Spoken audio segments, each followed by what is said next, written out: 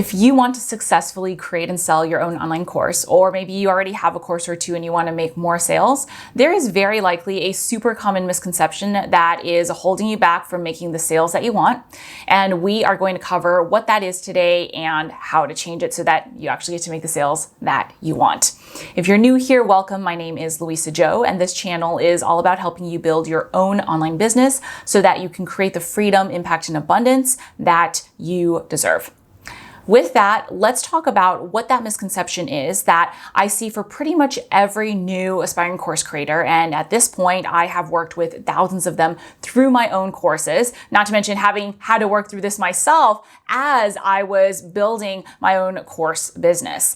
So with that, I'm going to share what that is, and then we're going to break down how it really comes up and how to shift it so that you're able to successfully sell more courses. All right, with that, the misconception is a misunderstanding of what the true relationship is between someone who is selling a course and the buyer of the course. I'm going to give you very specific examples of what this looks like. And then you're going to notice that it's very likely you've been thinking a lot of these things without maybe even realizing it. So when I say understanding the relationship, I mean the premise of what someone is getting when they are buying your course, what they expect from you, what you should expect from yourself, what to expect from the person buying that course from you. All of those things comprise the relationship. Now, the first aspect of that is understanding, like I said, the relationship between a course buyer and the course creator. And why this is so important is because there really is nothing like it in most of our lives, right? We're not taught how to be course creators and how to think about the people who buy our courses from us. And the reason this is so important is because of that, most of the time, what a lot of course creators end up doing, and a really common thing that I see talked about, is comparing selling courses to coaching or teaching or mentorship. Now, those things are different things in of themselves. We don't need to go into that. But the reason why I say this is because with that kind of comparison, what that does is it usually finds the course lacking. Because of course, something that is a self-study or maybe a little bit of support from you, but not full on coaching or teaching or mentorship or consulting or anything like that, is going to not be able to measure up to a coaching relationship where someone is working with you side by side, guiding you through everything, customizing everything for you, and holding you accountable, right? So you might have heard before, or if you yourself started out coaching or offering services before transitioning into courses, you might have heard before the people saying things like, oh, this course is not comparable to coaching. Why don't I get more of the course creator? And I thought I would get more support. And why is this course creator making so much money when they're not available to support us, and so on and so forth? Now, I do want to caveat, of course, if you are promising some sort of support with your product, then of course deliver on that. But assuming that you've already done that, then that is a false premise. And the reason for that is because a course is not meant to be the same thing as a coaching program. It's like comparing, not to be cliche, but it's true, apples and oranges. Think about it. The most common analogy that most of us can relate to is if you buy a book. Just because you buy a book, you don't expect to be able to speak to the author or that it's going to give you the exact same ahas as speaking to the author. No, you buy the book knowing that you're going to read the book. If it's a good book, you're going to get good ahas, and you might feel a little bit closer to that author. You're going to appreciate everything that that author has put into the book for you to help you, but you also understand that it's a book and it's separate from maybe buying a course from the author, going to a seminar by the author, hiring that author for coaching or consulting, or maybe seeing that author speak at a future date. It's the same thing. So they are completely different products, courses, coaching, any other type of more relationship or service-based product that you might be familiar with or might have sold before. And so with that, you've got to shift the comparison for the benchmarks of what you're supposed to provide, what feels good to you, what's valuable, and what the ultimate goal is. So that is thing number one, not comparing it to something which it's not supposed to be compared to. Thing number one. Thing number two, as part of understanding this relationship between you, the course creator, and the course buyer, is understanding the true value of a course. Again, because a course is a different product, it has a different set of promises and value that it delivers to someone buying the course, which is very different from other types of products like coaching. So, for example, the value of a course, unless it is promised to be like a live delivered course, which is more like a group program, that aside, the value of a course is not in whether or not the content is recorded live or delivered live. It can be if that's part of the promise again, but that's not a core part of the premise of the product or the promise of the product. The value of the course is not in how much time it takes you to deliver the product per person who buys. That's not the point. Again, it's not coaching. It's not a sort of service. We're going to talk about what it is in a little bit, but this is really important because what happens is so many of us are taught that this is how you value something that you're selling. And if we don't deliver on these things live, or it's easier for us to deliver, then we start feeling guilty about selling the thing that we want to sell. And we hold ourselves back from making more sales, and then we don't make the sales that we want, and it just goes downhill from there. The value of the course is separate from all of that in a couple of things. It's in information. Right? You might have heard before when you're selling something like a course or coaching, you're selling the transformation, not information. Yes, absolutely. But the point of a course is the information organized in a specific way to help deliver that transformation. So that is one piece of the true value of a course. Another piece is the energy of the course itself. And I don't mean energy in any sort of fluffy woo-woo sense. What I mean is in terms of you as the course creator, to be able to create the course that you have, you've gone through the actual experience and things you've had to go through to learn to be able to teach the thing that you teach in that course. There is nothing that beats true understanding than that lived through experience. And so when you are teaching it, think about this. When you are listening to someone talk about something and teach something, right? You can probably tell when someone is teaching something that they recited from studying a course or a book themselves and didn't really go through, versus when you are listening to someone who has gone through and experienced that thing and are sharing that piece of information or those ahas as a result of having experienced it themselves. It's complete night and day. And so part of the course that someone is buying, the value, is experiencing and being in that energy, quote unquote, that lived experience of you having gone through this thing to be able to deliver and teach the thing that you do in your course. So that is a huge piece. So the things that you have done in the past have come together for you to be able to deliver the thing in the course. Now, that brings me to a really big aha. When you're thinking about selling a course versus pretty much any other type of product. And this is where a lot of people get tripped up.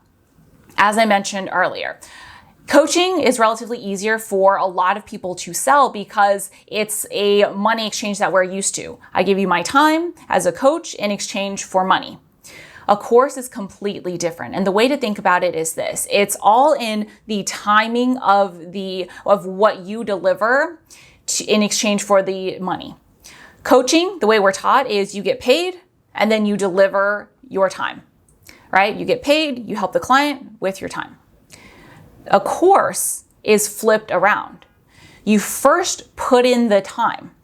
So you put in the time to experience the thing that you have experienced, and then to be able to package all of the things that you've gone through into a course, and then that person pays you for the result of all of that.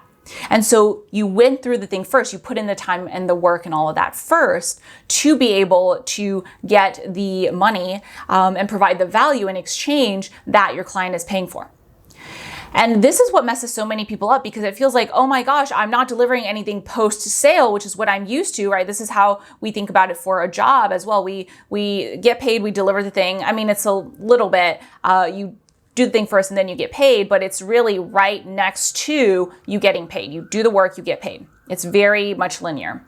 Versus this and realizing, oh, whoa, it's not that I did any less work, so I don't have to feel guilty or like it's too easy or like I don't deserve it. It's simply that the paradigm was shifted and I already put in all this work beforehand, all this work and all this time, and to be able to sell and get paid for the thing that I'm doing now.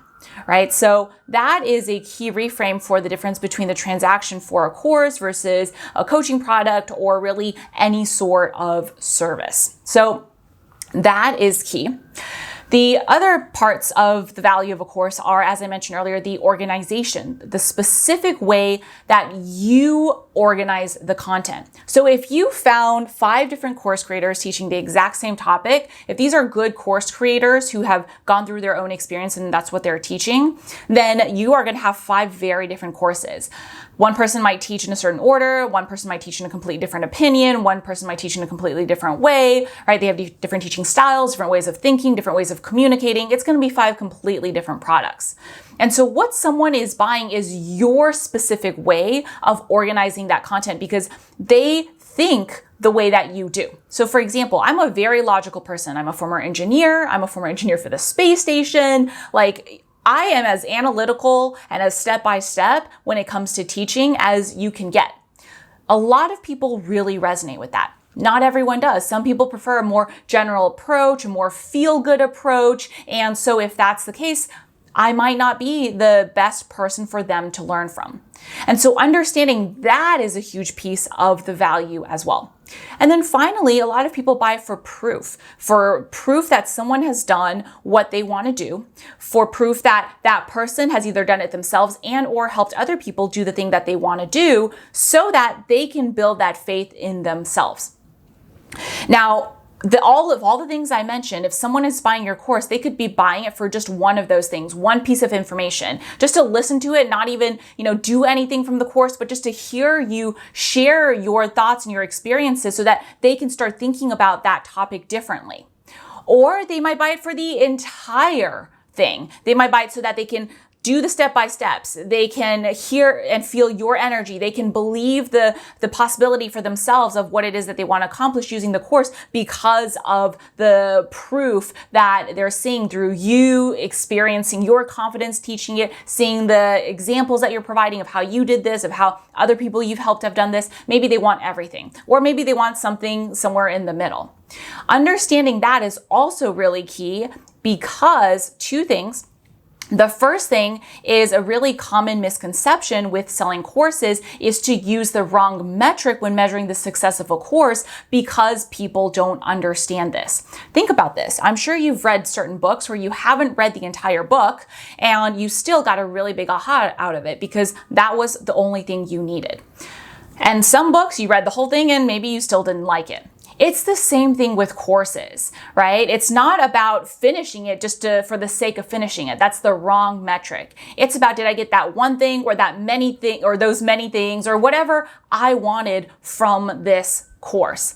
And understanding that shifts how you define success for your course because so many course creators out there are going, oh my gosh, courses are not good because no one goes through it step by step. When, if yes, there are things that you could potentially be improving about your course, but the thing is also, maybe that's the wrong metric. Maybe you should be looking at, okay, how many people went through this course, got at least one thing that was like, whoa, amazing for them. And then that's maybe all they wanted. Or a set of things, or any of the pieces of value that we just mentioned, some which are tangible, some which are less tangible, but frankly, all are equally valuable. The second piece of that brings me to the last part of the relationship between a course and a course buyer, which is again very different from pretty much any other type of relationship that we are taught in general when it comes to making money to have. And that is that you have got to trust the person buying the course from you. What do you have to trust? Yes, you have to trust that they're going to pay you and respect your content and all of that. But I mean more than that. I mean, you have to trust that they are someone who is not going to need to be babied by you. You have to trust that they're someone who is going to do the work, who is going to get everything that you're saying, who's going to be able to go through the stuff themselves, right? And who is going to take action or enough action to get the things that they want from it versus needing to kind of be dragged through the course by you. And you need to trust that they're someone who is smart enough that they are not going to be put off by your course not being perfect versus valuable. And I just dropped a whole bunch of things in there, but a couple of things I really want to point out is when you trust that someone gets your course, guess what you're focused on? You're focusing on giving the best content and teaching the best way and creating the most valuable course versus, oh my gosh, this person is not going to get it. So I have to oversimplify, over-explain. I have to work on my course over and over and over again until it's quote unquote perfect. When you think about it that way, perfection is a metric for yourself. No one is buying a course. Well, never say never, but your ideal clients are not buying your course looking for it to be perfect. They are looking for it to help them get the thing that they want. And this is the thing that I see trip up so many aspiring course creators where they don't put out the product or they take so much longer than they need to and really stress themselves out way more than they need to because they're thinking about, okay, I need to put out a perfect product so that I feel good about it.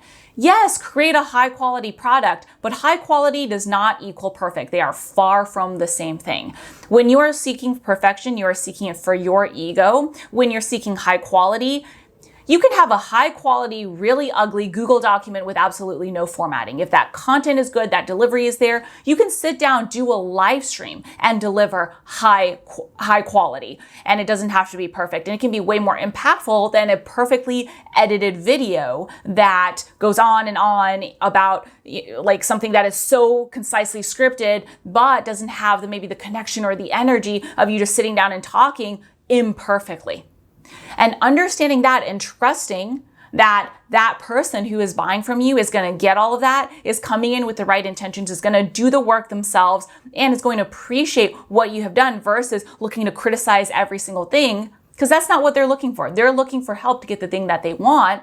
And so as long as you can get it to them, I promise you, your ideal clients, right? Barring like anything super horrible where you have like choppy audio or video or something like that, but barring the basics, which we can all do fairly quickly, then that ideal client is more going to be focused on what they're getting out of it. And so when you think about these categories that I just broke down, that completely shifts a lot of the common misconceptions that we are taught about what it means to create and sell a course passively, to have it be something so easy, which then messes up your money mindset, and that a lot of people just think like it's cheating and I can't do that, right? It saves you from having to redo your course over and over and over, seeking perfection versus quality. It shifts how you market your course and how you speak it to and communicate its value to your ideal clients, which helps you bring in better fit ideal clients who go through the course, who appreciate it more, who are happy to pay more, and who give you amazing testimonials. And then it creates this huge snowball effect that grows and grows and grows, so that you build your confidence as a course creator, you have better testimonials and a reputation, and you make more and more sales. And then as you do, you live through all this and you get to come back and see, oh, whoa, yeah, like it really is connecting now that I've really taken that information and absorbed it and lived through it myself. So I wanted to share that with you because these are not things that I see. I've never seen anybody else talk about them, frankly. But if you want to sell successfully and you want to sell without guilt, you want to feel good about it, you want to create the highest quality product, you want to make the most sales possible and reach the most people and, have the best business yourself, this is the key reframe that you have to start with shifting and understanding that relationship, because it affects all the areas from product to marketing to sales to delivery of your course and courses.